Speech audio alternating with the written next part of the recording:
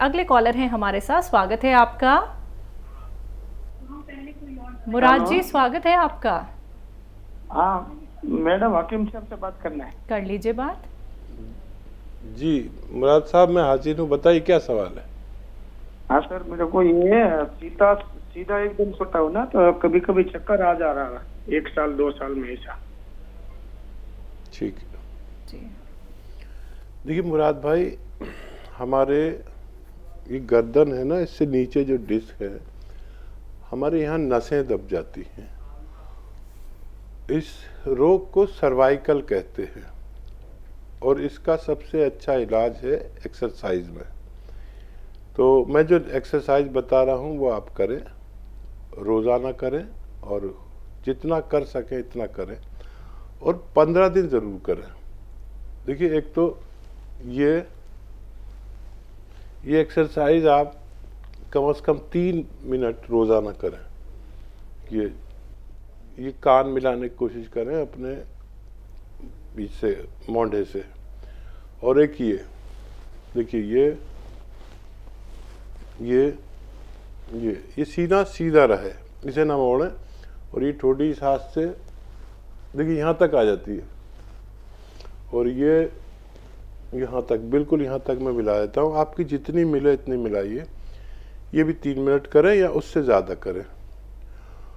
और एक ये करें कि अपने बेड पर ऐसे सीधे लेट जाएं और पूरी बॉडी आपकी ऐसे रहे सीधी, और गर्दन लटका लें बेड से नीचे, ऐसे नीचे। और ये 5-5 मिनट करके 5 बार लेटें। अगर आपने ये एक्सरसाइज की तो ठीक 10 से 15 दिन में आपके चक्कर चले जाने चाहिए। ये आप एक्सरसाइज करें। और चाहे तो गोंद सियाह, एक काला गोंद आता है जो असली लेना है, नकली बहुत मिलता है। आधा ग्राम सुबह, आधा ग्राम शाम। आधा ग्राम मतलब काबली चने की बराबर सुबह नाश्ते के बाद पानी या दूध से लें, और ऐसे ही रात को खाने के बाद पानी या दूध से लें, तब आपको फ़ायदा मुमकिन है। अगले कॉलर हैं कांता जी, स्वागत है आपका। हेलो, नमस्कार। नमस्कार मैम। हमारी उम्र है 74 जी जी तो हमारी जी में ऐसे लगता है जैसे दरारें दरारें पड़ गई हों। जीभ में? हाँ जी, और कोई मिर्च वाली सब्जी लगती है। आपने पहले भी तो कॉल किया था मैम, तब वो नुस्खा हमें लिखा। हमने 1-2 बार और भी कहनी थी, हम कह नहीं सके थे आपको। हाँ हाँ बोलिए। तो वो एक तो हमें ना शुगर है, ठीक है। एक थायराइड है, एक बीपी है।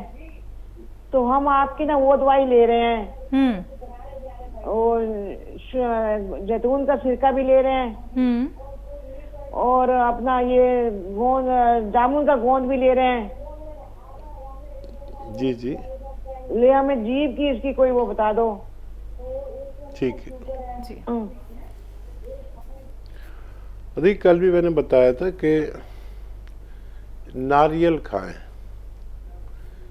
नारियल जो पक्का हो, कच्चा हो, कैसा भी हो, ताज़ा हो, बासी हो, नारियल खूब चबा के खाएं अपनी जीभ के लिए।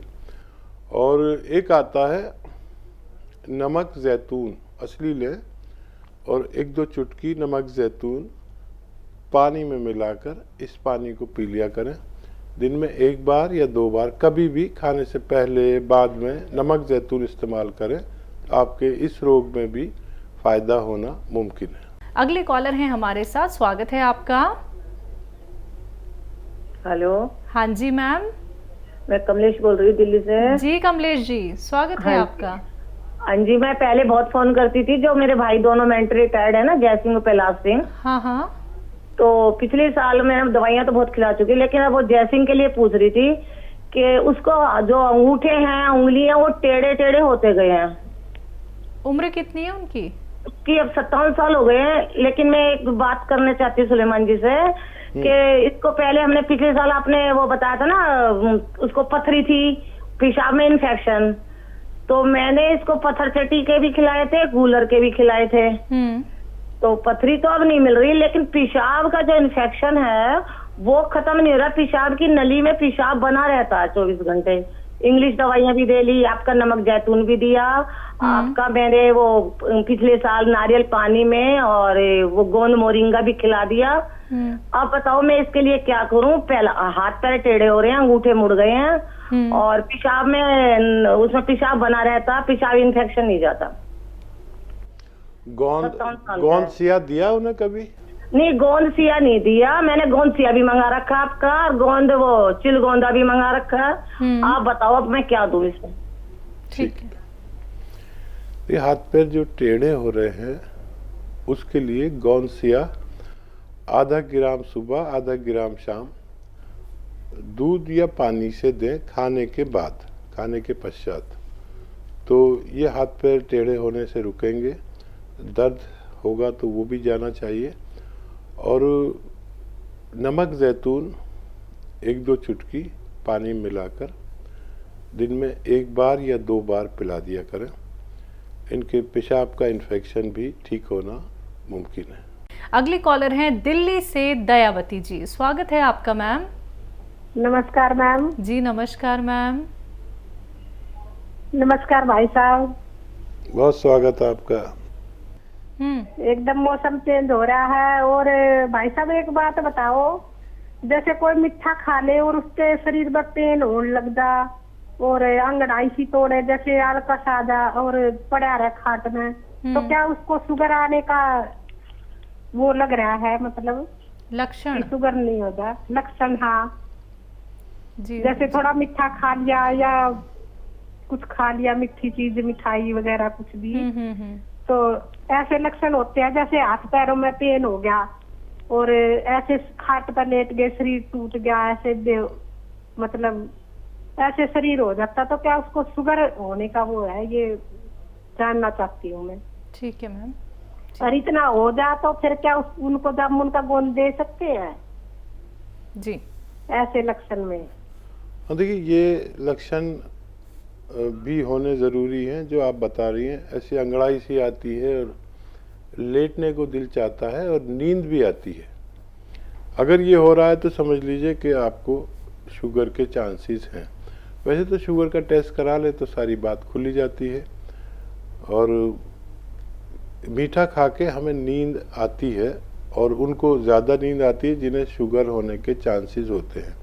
तो शुगर एक बार टेस्ट भी करा लें और ज़रूरत पड़े तो आप गोंद जामुन दे सकते हैं उन्हें, उससे शुगर कंट्रोल होनी चाहिए। दादरी से हैं दिव्या जी, स्वागत है आपका। हाँ जी मैडम नमस्ते। नमस्कार मैम। वीर जी नमस्ते। मेरी अभी आपसे बात हुई थी तो आपने मेरे को ना बाथरूम की जलन के लिए ये नमक जैतून बताया था। तो नमक जैतून मीठा सोडा डाल के मैं ले रही हूँ, मेरा वजन भी ज्यादा है, लेकिन उसके लेने से मेरा वजन जो है वैसे का वैसे है, ना तो कम हो रहा है ना बढ़ रहा है। तो मैं वीर जी से ये पूछना चाहती हूँ कि कोई ऐसे कैप्सूल बता दो जिससे मेरा वजन जल्दी कम हो। ठीक है मैम। कैप्सूल के तौर पर दवा एफ केयर है, आपने पूछा है तो बता रहा हूँ। F care, F for fat. F care 2 time लेते हैं, खाने के बाद या पहले आप लें एक पानी से, और पानी भी ज़्यादा पिया करें, तब आपका वज़न कम होना मुमकिन है। जी। और तो हकीम साहब, जो महिलाओं को बहुत ज़्यादा जलन की शिकायत आजकल हो रही है, तो ये पानी कम पीने से तो अत्यधिक बढ़ जाती है। जो लोग बहुत कम पानी पीते हैं, या तेज़ मिर्च खाना, मसालों का ज़्यादा इस्तेमाल करना। अब मसालों भी कम खाना चाहिए और पानी दरअसल 2-2.5 लीटर ज़रूर पीना चाहिए। जब भी हम ऐसा समझें कि हमारे पेशाब में पीलापन आ रहा है तो वो कोई रोग नहीं होता अक्सर, या जलन हो रही है, वो रोग होता है कम पानी पीने वाला। तो जिस दिन आपको ये देखना हो कि आपको रोग है या नहीं है, तो उस दिन गिन के तोल के 2 बोतल 2.5 बोतल पानी भर के रख लीजिए और सुबह से शाम तक वो 2.5 बोतल पानी पी लीजिए। एक तो इससे पेशाब आएगा तेज़ और खुलकर पेशाब होगा, सफ़ेद पेशाब होगा, तो समझ लीजिए आपको रोग नहीं है, बल्कि पानी की कमी की वजह से हमारी किडनी पेशाब में पीलापन पैदा कर रही है। नेक्स्ट कॉलर हैं निर्मला जी, स्वागत है आपका। जी नमस्ते मैम। नमस्कार मैम।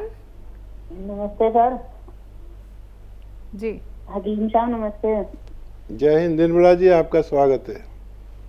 हाँ जी, मैंने पूछना था, मेरे को ना हार्ट की प्रॉब्लम है। क्या तो हार्ट मतलब 30% काम कर रहा है। आपको क्या अटैक आ चुका है? नहीं अटैक तो नहीं आया, पर दर्द होती है, मतलब सांस लेने में परेशानी होती है बहुत ज्यादा, सांस चढ़ती है। ठीक है, हाँ जी। तो देखिए आपका हार्ट ठीक है, अगर अटैक नहीं आया है तो आपका हार्ट ठीक है, लेकिन वो कभी बड़ा हो जाता है, तो क्योंकि वो एक डिबिया में बंद है समझ लीजिए, और वो बड़ा हो जाता है तो वो उसी वजह से सांस फूलता है, या हमारे खून और नसों में चर्बी जम जाती है, जिसकी वजह से हमें दिल की प्रॉब्लम होती है और वो सुस्त हो जाता है, जिसे डॉक्टर कहते हैं कि हार्ट कम काम कर रहा है। तो एक आता है नमक जैतून। नमक जैतून असली लेना है, नकली बेहिसाब मिलता है। नमक जैतून लें असली, और 2 चुटकी पानी में मिला दें, और 2 चुटकी खाने का सोडा वो भी पानी में मिला दें, जो आपके किचन में खाने का सोडा होता है, जिसे बेकिंग पाउडर कहते हैं। और ये पानी आप रोज़ाना 1 बार या 2 बार खाने से पहले या खाने के बाद पी लिया करें। ऐसा अगर आप 3-4 महीने तक करते हैं तो आपको फ़ायदा होना मुमकिन है। देवेंद्र जी हैं अगले कॉलर, स्वागत है आपका। जी मैम नमस्कार। नमस्कार सर। जी हकीम जी नमस्ते। जय हिंद, आपका स्वागत है भाई, बहुत बहुत। जी मैंने कल जो सवाल किया था, तो आपने वो बादाम के तेल में ये तपिस्ता नल से उन्ना कोई भूनने के लिए बताया था, तो वो तेल कितना लेना है? मतलब ये 330 ग्राम हो जाएगा ये बालों के लिए। और आपने हाँ, और आपने वो शहद बताया था, तो शहद तो वो असली शहद तो कहीं मिलता नहीं है, तो आपकी मतलब आप बताइए, आपकी कोई नज़र में शहद हो जो असली मिल जाए कहीं। ठीक है, मतलब और हेलो जी जी बोलिए। और एक और सवाल ये है जी बताएं। कि मतलब ऐसे एलोपैथ का इलाज ही बहुत करवा लिया, तो इलाज मतलब लगता ही नहीं है, शरीर को कोई फायदा पड़ता ही नहीं है, कोई भी दवा ले लो, तो इसका क्या कारण है जो मतलब शरीर में दवा लगने लगे? ऐसा आपका गोंद मोरिंगा खाया वो तो एक शिकायत है ही, शिकायत भी नहीं है, और एलोपैथ भी अपन इलाज करते हैं तो उससे भी कुछ फायदा नहीं होता, तो इसका क्या कारण है? और ये बाल में से बहुत करली से बाल हैं, इसको क्या मतलब मुलायम हो सकते हैं? ये उसने कोई खास करली भी नहीं है, लेकिन ये बहुत दर्द करते हैं, जैसे अपन कुछ भी लगा लो कैप वगैरह, क्योंकि ये हेयर लाइन रिसीडिंग हो गई है इस कारण, तो ये बहुत दर्द करते हैं। आपने कोई ट्रीटमेंट तो नहीं कराया था बालों का? मतलब कैसा ट्रीटमेंट? मतलब कभी आपने रिबॉन्डिंग कराई हो या फिर बालों में कुछ और कराया हो, हेयर एक्सटेंशन लगवाए हो? नहीं मैम ऐसा कुछ नहीं करवाया, सिर्फ वो मेडिसिन वगैरह खाई थी, तो कोई फायदा मतलब शरीर को कोई लगता ही नहीं है। नजला जुकाम भी हो जाता है तो हम वो भी दवाइयाँ लेते हैं तो बहुत दिनों में फायदा होता है, शरीर को मतलब दवाइयाँ जल्दी लगने लगे, ऐसा कुछ बता दीजिए। ठीक है ठीक है। 3 सवाल है मैम, इन तीनों का जवाब देना, क्योंकि कुछ आप लिखती नहीं है क्या। अच्छा, बालों को लेके देखिए मैं आपको रिपीट कर देती हूँ, बालों को लेके आपका सवाल है और आपको दवाइयाँ लगती नहीं है, ये आपका सवाल है? जी जी। और एक सफेद बालों के लिए था आपका सवाल? हाँ वो मतलब ये मतलब बादाम का तेल बताया था, मतलब और बादाम का तेल जो हकीम साहब ने बताया, जो नुस्खा है वो हकीम साहब आपको वो कितना लेना है? मतलब ऐसे 330 ग्राम हो जाएगा, तो उसको कितने में भूनना है? और जो हनी है वो पतंजलि के लिए या डाबर की है, मतलब यही मिलती है हमारे गाँव के हम वैसे तो। ठीक है, तो कोई आप बताइए, क्योंकि हनी में बताया है इसलिए बोल रहे हैं। जी हकीम साहब। देखिए हनी तो जिस पर आपका भरोसा हो, या गांव वाले हैं आप तो गांव में मोहाल के छत्ते भी मिल जाते हैं और लोग मोहाल का पालन भी करते हैं, मोहाल की मक्खी का, तो शहद ले लीजिए।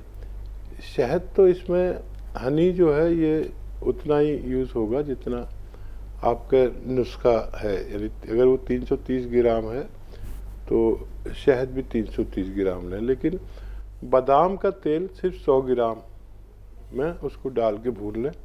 बादाम का तेल सिर्फ 100 ग्राम में उसको डाल के ऐसे भून लें कढ़ाई में या बर्तन में, तो वो काफ़ी हो जाएगा, खूब अच्छे से वो भुन जाए, जले भी नहीं और भुन भी जाए। इसे चर्प करना कहते हैं, यानी भिगोना कहते हैं।